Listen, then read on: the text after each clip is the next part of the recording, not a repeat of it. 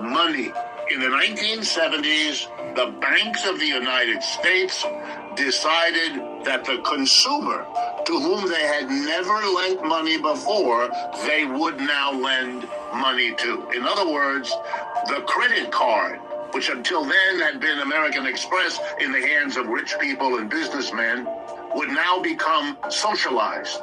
Everybody's wallet would be crammed full of plastic cards. Live off them.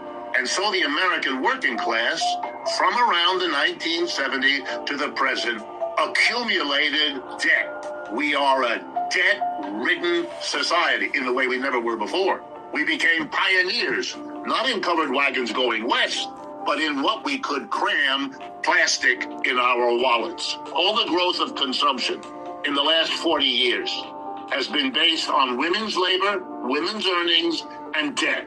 Families have become much more complicated institutions to survive. We have the highest divorce rate in the world. We put our families under levels of pressure that would be impossible for anyone to sustain.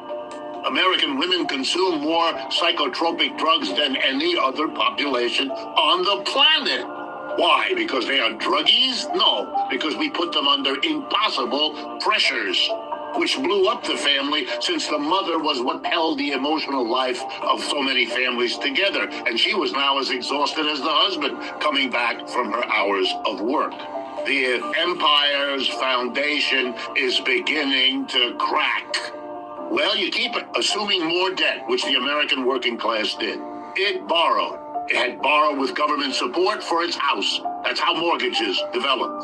For those of you who don't know, mortgages were never given to working class people to buy a home until the Great Depression. To get us out of the Great Depression, the government took the step of guaranteeing the mortgages, so the banks could lend without a risk. Otherwise, they wouldn't have, because they never did. The American Homeowner Society is a product of the government, not of private enterprise, which was too greedy and too frightened to ever do it. Home loaning, then the car had to be paid for with loans because working class couldn't afford it. Then the credit card, so you could buy everything. And then in the last 20 years, a new indebtedness, the college student. So by now the family is dying, floating in levels of debt it cannot support because the underlying wage didn't go up, just the debts. And it doesn't take a PhD in economics, although I have that, for you to understand that if the underlying wage doesn't go up, you can't keep accumulating debt, because the time will come, and it's called 2008, and that's why that song is so appropriate.